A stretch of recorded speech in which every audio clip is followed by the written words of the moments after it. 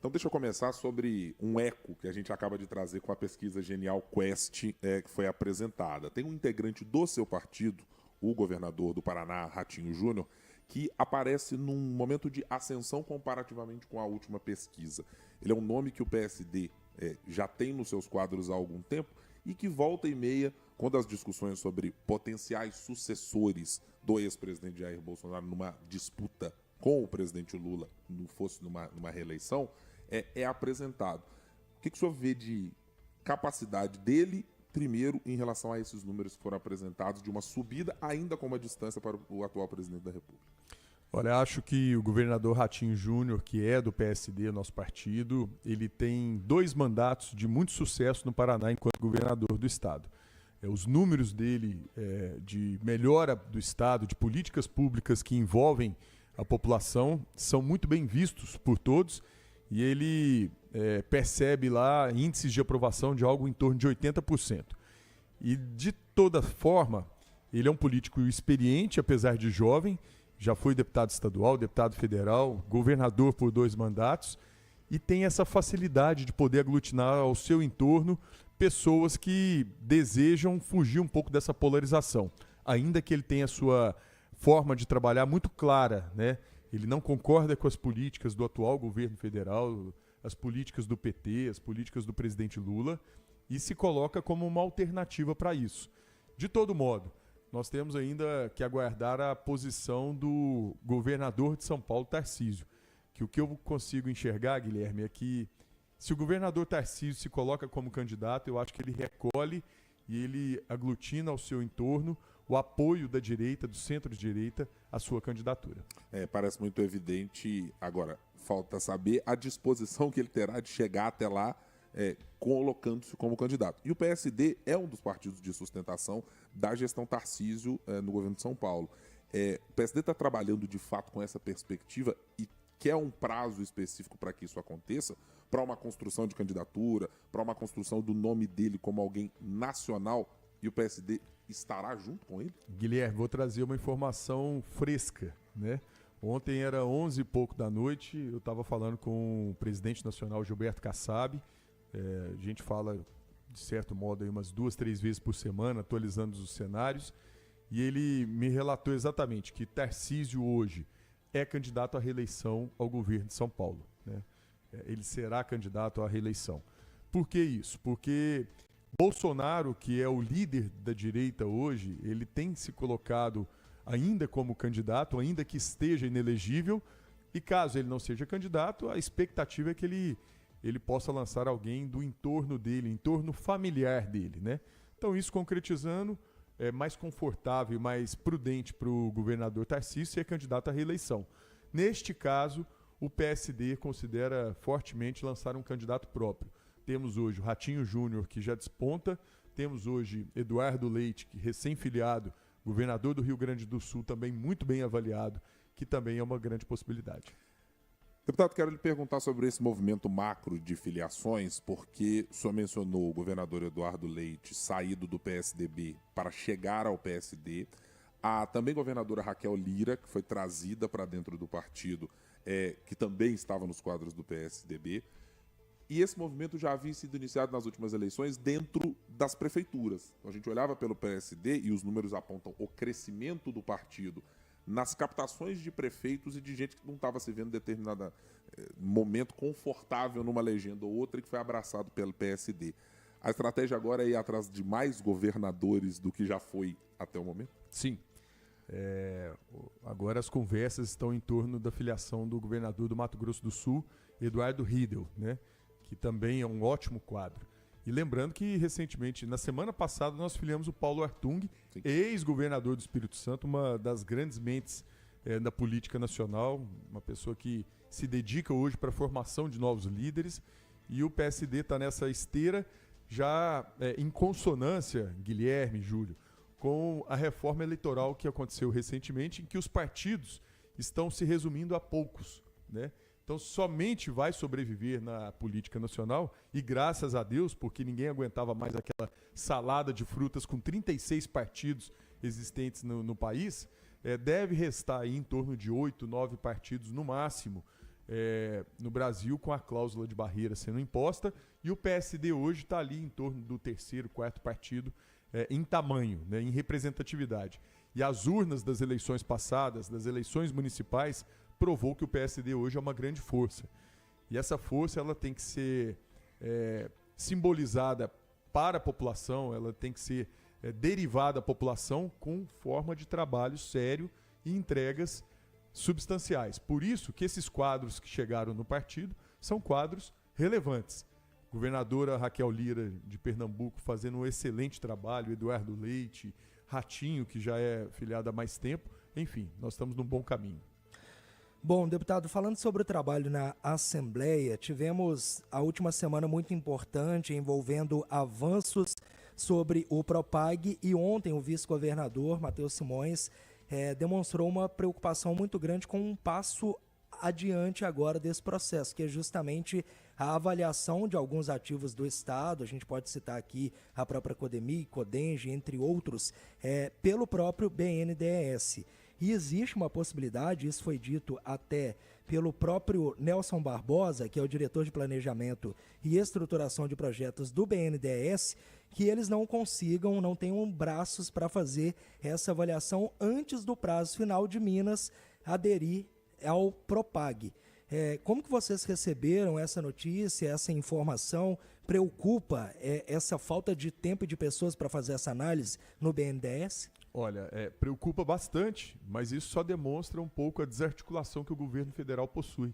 Não é à toa que o governo federal hoje aparece mal avaliado em pesquisas, porque como que pode o governo federal sanciona um projeto criado pelo Congresso Nacional, né, naquele momento ali com a liderança do senador Rodrigo Pacheco, dizendo e estabelecendo prazos, mas ele próprio, governo federal, não vai conseguir cumprir esses prazos. Eu tenho certeza que nós vamos achar um caminho. Minas Gerais vai usar da sua força política, acionarmos os nossos senadores, nossos deputados federais, todos, para que o governo federal se resolva dessa forma. Ou amplie o prazo, ou ache algum caminho para que a avaliação das nossas empresas possam ser feitas por empresas sérias, empresas com credibilidade, mas que entreguem essa avaliação dentro do prazo necessário. São essas duas alternativas que eu enxergo hoje. Ou prorroguem o prazo, ou permitam que outras empresas possam fazer a avaliação. Codemig e Codenge, que são aquelas duas empresas que já passaram na primeira fase na Assembleia como as possíveis de já serem levadas para uma análise do governo federal. E ainda a Copasa e Semig numa segunda leva e num segundo momento. O senhor tem a avaliação de que elas podem ser valoradas para além do que está colocado hoje? Chegou-se a tratar em algum momento de falar, olha, Codemig, por exemplo, pode valer 60 bilhões de reais. Tem alguém ainda confiante de que isso é um valor factível? É difícil a gente prever isso. A Codemig, Codenge, ela tem lá a mina e o direito minerário, que é o que mais vale hoje em dia.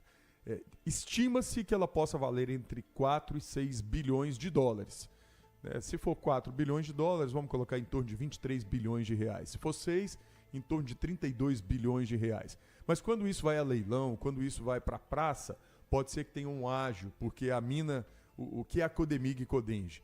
É a exploração do nióbio em Araxá, que é uma mina que representa em torno de 95% de produção do nióbio no mundo. Então tudo isso tem muito valor. Nióbio é um minério nobre e isso pode melhorar essa avaliação, mas ainda não sabemos.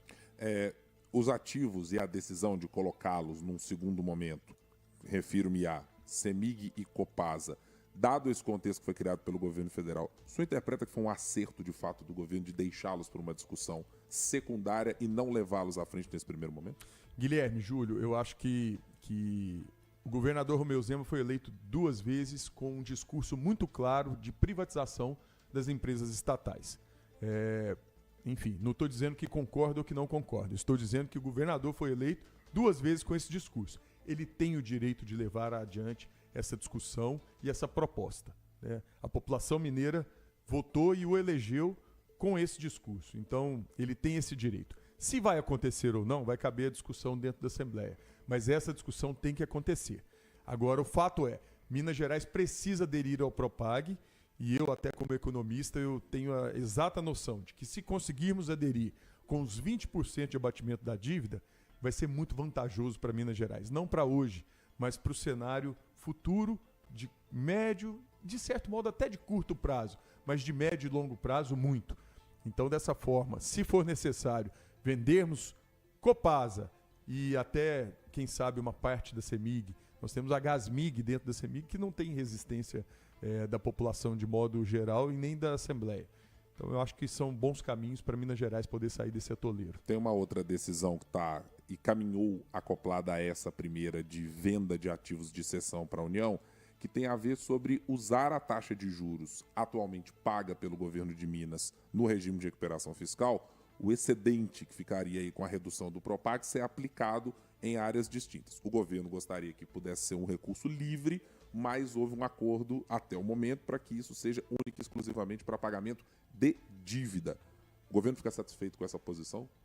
Olha, o governo, somente de não ter que pagar juros, né, que é um dinheiro que vai ser desperdiçado do ponto de vista de Minas Gerais, o governo federal vai lá e ofere esse recurso para o cofre. Mas Minas não. Minas hoje está sem capacidade de investimento. Então, sendo dessa forma, já é um ganho fantástico para Minas Gerais. Agora, se pudermos investir especialmente em educação e saúde, tanto melhor para Minas, tanto melhor para os mineiros. O senhor acha que criou, deputado, algum senso de urgência maior dentro da Assembleia para que os projetos de CEMIG e Copasa ganhem mais celeridade do que o governo estava pensando? Olha, tratei disso com o presidente Tadeu na semana passada. Acho que nós precisamos avançar pelo menos na discussão, ainda que lá na frente não seja necessário. O problema é que nós temos prazo. E quando você trata de prazo, nós temos uma responsabilidade, uma obrigação muito grande de cumpri-los diante da gravidade do assunto que nós estamos tratando.